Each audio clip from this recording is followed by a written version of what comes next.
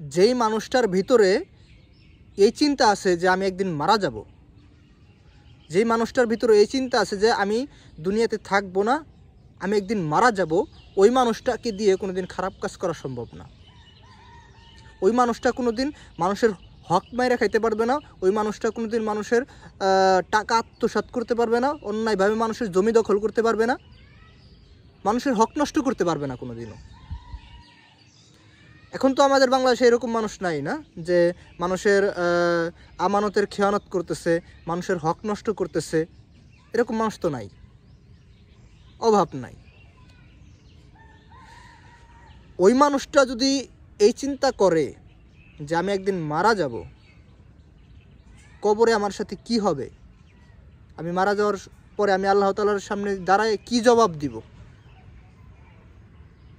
একটা কথা আছে, হুজুররা বলে যে বান্দার হক, মানে একজন মানুষের আপনি হক নষ্ট করছেন, ওই মানুষটা যদি আপনাকে ক্ষমা না করে তাহলে আল্লাহ তাআলা আপনাকে ক্ষমা করবে না।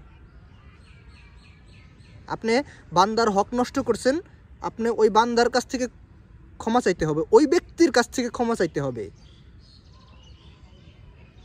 না তা না হলে আল্লাহ তাআলা আপনাকে ক্ষমা করবে না।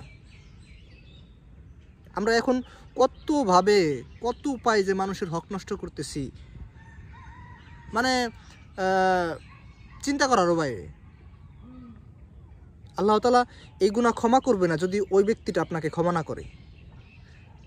আর যেটা বলতে লাগছিলাম, যে আমরা যদি এখন এইটা চিন্তা করতাম কোনো সময় যে আমি দুনিয়া থেকে একদিন চলে যাব, আমি যত কোটি টাকার মালিকই হই না কেন, যত বড় লোকই হই না কেন, আমি দুনিয়াতে থাকতে আসি নাই, থাকতে পারবো না, আমি একদিন দুনিয়া থেকে মারা যাব।